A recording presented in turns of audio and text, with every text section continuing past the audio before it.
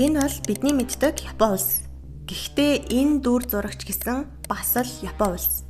Дэлхийн нийтийн мэддгээр Япон улс нь цэвэрхэн, ард иргэдэнд боловсон, хариуцлагатай, бие зөв авч явдаг гэж боддог учраас Японд яг үнэхээр ийм байдаг гэж зарим хүмүүс итгэхгүй. Би ч бас энэ зургуудыг хараад гахаад байдаг байсан. Ингээ хаагаад үзэхээр иймэрхүү дүр зураг нь Японы Номикай соёлын үр дагавраа гэж үздэг юм байна. Номикай гэдэг үг нь номи буюу уух, кай буюу цуглаан гэсэн үгнээс бүтдэг юм байлээ. Ингээ нийлүүлээд утгачлах юм бол цуглаж уух буюу drinking party гэсэн утгыг илэрхийлж байгаа бөгөөд энэ Японы офис соёлын салшгүй нэг хэсэг гэж хэлж болно. Номикай culture гэж интернетээр яриад байгаа юм. Шууд орчуулах юм бол монгол хэлээр номикай соёл гэсэн үг штэ тий. Гэхдээ монгол хэлэнд соёл гэхээр одоо дандаа эерэг утгыг цаанаа агуулж яадаг учраас номикай уламжлал гэд ярьчвал зүгээр юм уу гэж би бодлоо. Тэгэхээр бүгдээрээ энэ уламжлалын шалтгааныг ойлгохын тулд эхлээд номикай гэх тэр уудаг үдшилэг нь цугалтдаг нь яг юу болдог талаар мэдэх хэрэгтэй. Мөн Япон улсын цагаан захтнууд, офисын ажилтнууд буюу саларимен яхаараа ийм болтлоо архитдаг тухай өнөөдөр бүгдээрээ ярилцъя.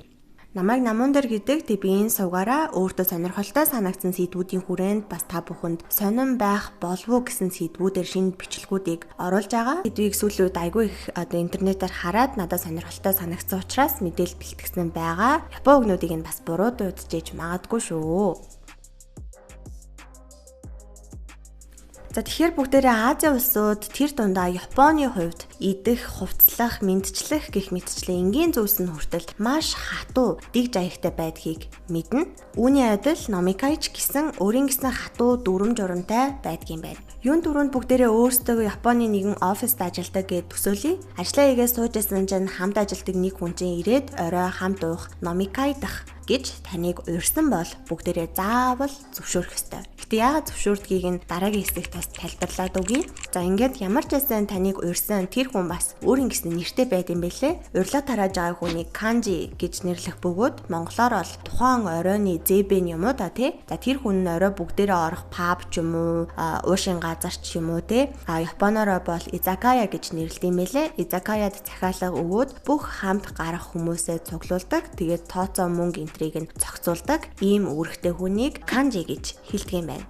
За ингээ канжигийнхаа удирдлагын доор ямар ч байсан ажлаа тараад бүгдээрээ изакаяда ирсэн. Гэхдээ орж ирээд та хүссэн газраа сууж болохгүй. Уламжлалт ёсоор албан тушаалын ирэмбэнд суурилсан суудлын хуваарлтууд бас байдаг. Камиза буюу хаалганаас хамгийн хол байрладаг тэр хоймрын суудал нь тухайн орой гарч байгаа хамгийн дээд албан тушаалтанд зориулагддаг бол шимоза буюу хаалгатай хамгийн ойр байдаг доод суудал нь шинэ ажилтан эсвэл доод албан тушаалтнуудад зориулагдсан байдаг. Үүнийг нэг талаасаа өндөр албан тушаалтнаа хүндэтгэж байгаа үйлдэл гэж үздэг боловч нөгөө талаасаа бас түүхтэй холбоотой гэж үздэг юм бэлээ. Үүдний хэсэг нь дайсны дайралтанд хамгийн ихэнд өртдөг байсантай холбоотойгоор хуучин цагт цэргүүд нь үүдтэй хамгийн ойрхон суудаг байсан юм байна. Ингээд суудлаа ирэмбийн дагуу эзэлсний дараагаар бүх хүний уух зүйл ирсний дараагаар бүгдээрээ зэрэг ууж эхэлдэг бөгөөд ямар нэгэн коктейл захиалчих юм бол хийх гээд удаад бусдыгаа хүлээлгээд байдаг учраас соёлтой байх үндсэн дээр хамгийн хурдан гарах боломжтойгоор нь ихэвчлэн бүгдээрээ пив захиалдаг юм байна. Ингээд тухайн оройн хамгийн дээд албан тушаалт нь хундаг өргөөд кампай буюу одоо cheers төлөө гэж хэлснээр уулт эхэлдэг.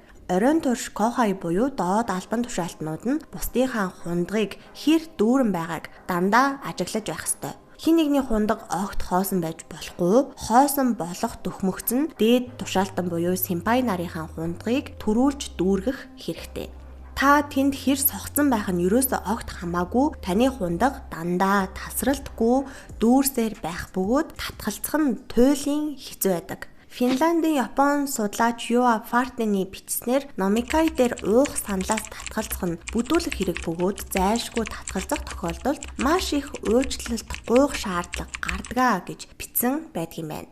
Мөн антропологч Харпугийн 1974 оны өгүүлэлгээс харвал номикайтай холбоотой нэгэн тактик гэд дурдсан байдгийн мэлээ. Тэг хэрвээ уугаад бүр болцсон, согтцсон мөртлөөсөө татгалзаж чадахгүй. Гэхдээ татгалзаж чадахгүй гэдг нь согтцсон мөртлөө уумаар байгааг хэлж байгаа юм биш. Татгалзах юм бол бүдүүлэг гэж үзэж байгаа болохоор татгалзаж чадахгүй байх юм бол ингээ хундганд нь архигээд эхлэнгүүд хундгаа баг багаар дээшлүүлээд байх хэрэгтэй гэсэн байгаа юм. Ингээ хундгаа баг багаар дээшлүүлсээр байгаад арх агалж байгаа хүн ч гэсэн адилхан шилтэй архиа дээшлүүлээд бүр гараа одоо хамгийн дээд чадах чинээгээрээ хамгийн дээд хэмжээндээ хүргээд хундганд нь арх хийж чадахгүй болонгууд болдгоо гэсэн байлээ. Тэгэхээр ер нь яаж ч байсан гэсэн таныг архиар тэнд байгаа хүмүүс шахнаал гэсэн үг. Тэгээд энэ нь хүндэлж байгаа хэлбэр гэж үздэг.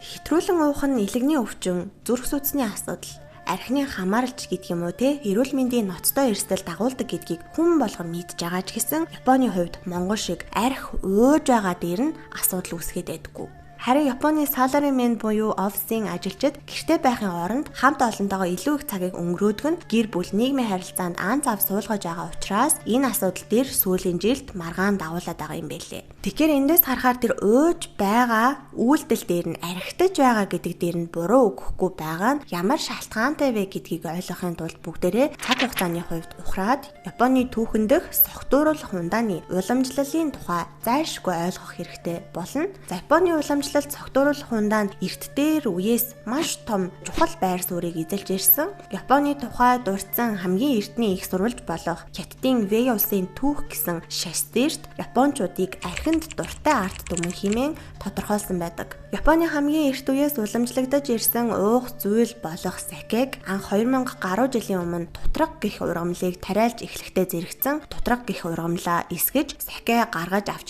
эхэлсэн гэж үздэг. За саке нь маш богино хугацаанд японочдын гол уух зүйл нь болоод шашны гүн утга агуулгатай болсон гэж үздэг. Шашны зан үйлийг хийхдээ сакаг эхлээд бурхандаа өргөөд дараа нь хүмүүс хоорондоо хувааж хүртдэг байсан нь бурхан тэнгэр болон хүмүүсийн хоорондын ариун нандин холбоог баттгаж байна гэж билэгддэг байсан. Үүний дараагаар Японы феодлын эрен үед согтууруулах ундааны хэрэглээ нь анги давхаргын ялгаатай болж эхэлсэн. Язгууртнууд тансаг орчинд дээд зэргийн сакийг тогтмол уудаг байсан бол ядуу зүдүү тариачид өөрсдөө саке эсгээд зөвхөн баяр ёслол тосгоны онцгой үйл явдлын үеэр л хэрэгэлдэг байсан. Харин Мэйжигийн үеийн аж үйлдвэржилтээр сакены хэрэглээ бүхэлдээ өөрчлөгдөөд томоохон архины үйлдвэрүүд олноор байгуулагдсанаар цогтууруулах ундаа нийтийн хүртэл болж зөвхөн баяр ёслол, зан үйл бус, өдөр тутмын хэрэглээ болон хувирсан байдаг. Өөрөөр хэлэх юм бол хүн өдөрт хоол идэж унтдаг шиг сакег тохируулан уух нь японочдын амьдралын энгийн дадал болсон гэсэн үг.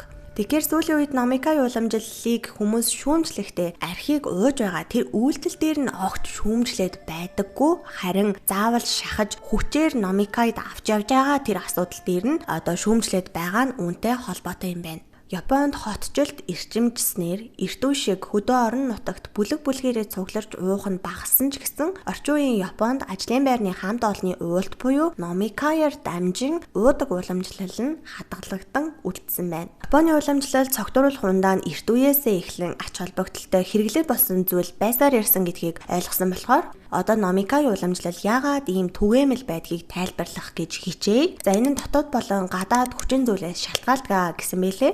Өмнө нь дурдсанчлан Японы ажилтан номикайын урилгаас татгалзаж болдоггүй гэж байсан да. Тэгвэл үүний шалтгаан нь уух үйл явцтай биш, харилцаа холбоо тогтоохтой байдаг. Ихэнх японочууд ялангуяа офисын ажилчид маш бүрэг дуу цөөтэй хүмүүс байдаг. За дээрээс нь Японы нийгэмд юу ярьж бодлох, юу ярьж болохгүй талаар бичигдээгүй маш олон дүрэн бий. Өөрөөр хэлэх юм бол яг ажлын байран дээрээ дээд албан тушаалтанда зарчмын шаардлага тавих, шулуун шудраг зантай байхыг японочууд бүдүүлэг гэж үздэг бөгөөд эсэргээрээ уусан үедээ илүү нээлттэйгээр үзэл бодлоо хэлхийг нь зөвшөөрдөг юм байна. Үүнийг японочууд номи буюу уух, communication буюу харилцаа холбоо гэсэн хоёр үгийг нэгтгэхэд nomication гэж нэрлэдэг бөгөөд Осака хотын 32 настай иргэн Нао энэ бол японочууд сэтгэл хөдлөл, үзэл бодлоо чөлөөтэй илэрхийлэх хамгийн чухал эндэр юм аа гэж хэлсэн байдаг. За нөгөө талаасаа одоо хортой гэж харж болохуйц нэг асуудал нь Японы ажлын байрны уламжлалд хамт олноо нэгдүгээрт тавихыг далдуур шаарддаг гэж хэлж болно. Уламжлалт компаниуд ажилчдын үнэнч байдал, гэр бүл шиг орчин, албан тушаалын ирэмбийг бол маш чухалчилдаг. За энэ тогтолцоонд ажлын дараах уйлт нь зөвхөн 6 цингэл бус компанид ажилладаг хүний амьдралынхаа салшгүй нэг хэсэг гэж далдуураа үздэг юм байна. 1980-ад онд насан туршийн ажил эрхлэлт буюу одоо нэг ажилд орсон бол тэтгэвртэй гартлаа тэндээ ажиллах нь хэвийн үзэгдэл байсан бөгөөд ирэх 40 жил хамт ажиллах бараг л гэр бүл нь болж байгаа хүмүүстэйгээ изакаяда ороод уурж суухаас өөр сонголт бараг байдаггүй байсан байна. Мөн хэрвээ чи карьераа ахиулъя гэж бодож байгаа бол уух хэрэгтэй гэдэг яриа хүртэл байдаг байсан юм байна. Үүнээс гадна Японд архи бүр хаанаас ч олддог. 24 цагийн дэлгүүрүүдээс гадна гудамжинд байрлуулсан автомат машинаас ч гэсэн согтууруулах хундаа авах боломжтой. Японы хуулиар архи согтууруулах хундаа хэрэглэх насыг 20 нас гэж заасан байдаг ч гэсэн ихэнх газрууд насны хязгаарлалтыг төдийлөн шалгадаггүй учраас насан туршаагүй хүүхэд хүртэл архи авах нь бусад улстай харьцуулахад илүү хялбар байдаг. Түүнчлэн Японд олон нийтийн газар согтууруулах хундаа уух нь хуулиар зөвшөөрөгдсөн бөгөөд цэцэрлэгт хүрээлэн гудамж бүр нийтийн тээвэрт хүртэл пив уугаад явах нь ердийн үзэгдэл юм байна. Бас нэгэн сонин зүйл нь Японд цагдаа нар сохтуу хүнийг одоо шийтгдэг, Монголд байдаг шиг эрүүлжүүлэхэд аваачаад хийгээд ч байдаг юм уу? Ийм үйлдэл гарахаас илүүтэйгээр сохтуу хүнийг бие авч явах чадваргүй хүүхэд явж байгаа юм шиг үзэж хайрлаж халамжилдаг, анхаардаг. Үүний нэгэн илэрлэл нь 2013 оны судалгаагаар Япончуудын 66% нь архи уухыг ёс суртахууны хувьд хэвийн үзэгдэл гэж үзсэн нь дэлхийн хамгийн өндөр үзүүлэлт байсан бол Чех улс 46%-тайгаар удаалсан байдаг юм байна. Гэхдээ сүүлийн жилүүдэд Номикай уламжлал нь хүчтэй шүүмжлэлд өртөж эхэлсэн тухай ихэнд дурдж байснаа дэлгэрүүлэн яри за албатан хүчээр уйлгах дарамт шахалт үзүүлж байгааг шууд харассмент гэж үзэж эхлээд тэгээд олон нийтийн хандлага бол өөрчлөгдөд байгаа юм байлээ. Олон зуун жил тогтсон энэ соёл өөрчлөгдөж чадах уу гэж одоо Японы хөгшчүүд ярьж байгаа ч гэсэн залуу үеийнхэн үүнд бол одоо хариулт өгч эхэлсэн. Япон залуучууд үзэл бодлоо илэрхийлэхийн тулд заавал архи уух шаардлага байхгүй гэж ярьдаг болсон юм байна.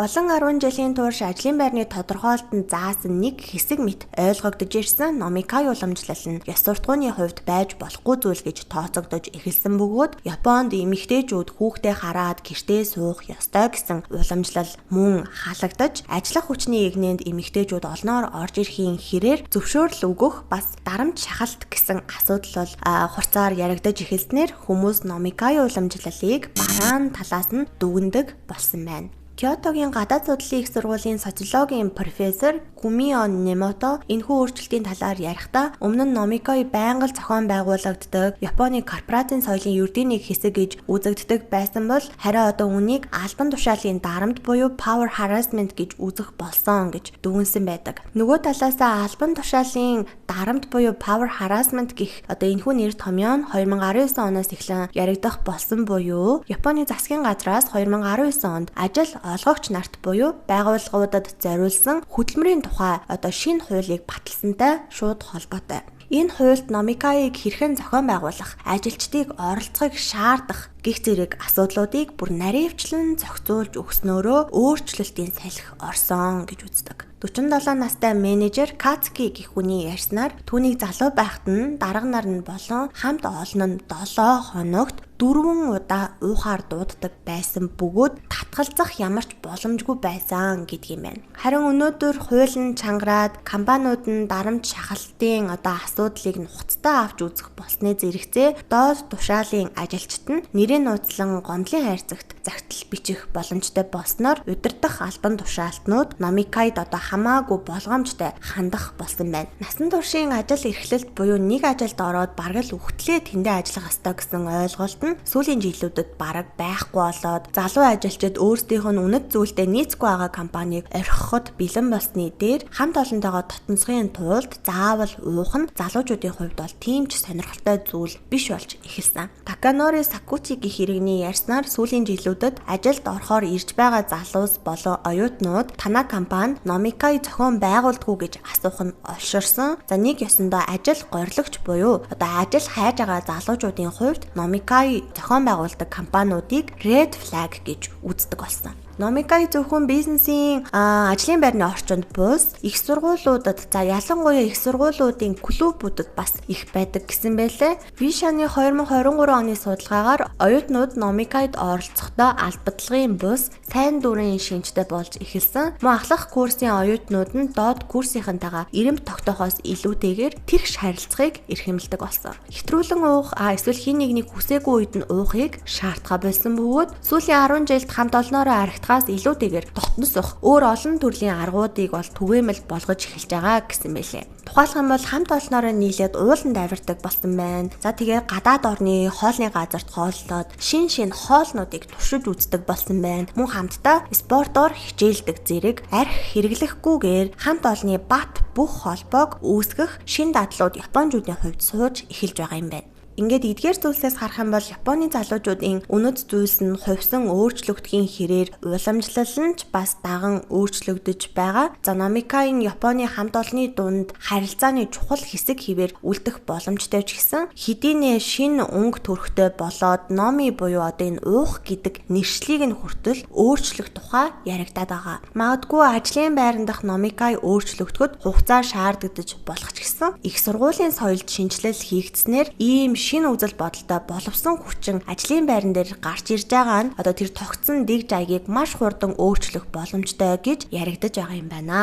Одоо харин та бүхнээс асуумаар байна. Таны бодлоор Монголд ажлын байран дээр өөрчлөлтийг хүсдэг ёс зүйн хувьд ерөнхийдөө алдаатай, за тэгээд байж болохгүй гэж боддог ямар тогтсон дэг жаяг байдаг вэ? Доор комент хэсэг дээр бичиж үлдээгээрэй. Харин миний хувьд гэх юм бол Монголд албан байгууллагууд одоо бүх баяр ёслолыг байгуулгаараа тэмдэглэдэг нэг тийм шаардлагагүй зүйл гэж би боддог. Жишээлх юм бол Мартин 8 цэргийн баярыг заавал зохион байгуулах нь нэг тийм хуучирсан үзэл юм болов гэж бодоод байдаг. Харин шинэ жилийн тухайд тухайн ажлын жилээ дүгнээд хийж байгаа болохоор яг байж болох юм шиг миний хувьд бол тгий санагддаг. За тэгээ та бүхний хувьд Монголын ажлын байран дээр цаашаа заавал хийх шаардлагагүй гэж боддог ямар нэг тийм бичигдээгүй дүрэн байдаг вэ? Мөн танд оролцохыг хүсдэггүй ч гэсэн хүчээр ордог, хүчээр дагаад явдаг ямар нэгэн ажлын байран дээр зохион байгуулагддаг үйл ажиллагаа байдгүй. Бас та бүхэн ажил хайхдаа ямар байгууллагыг red flag гэж боддог вэ? Бичиж үлдээгээрэй.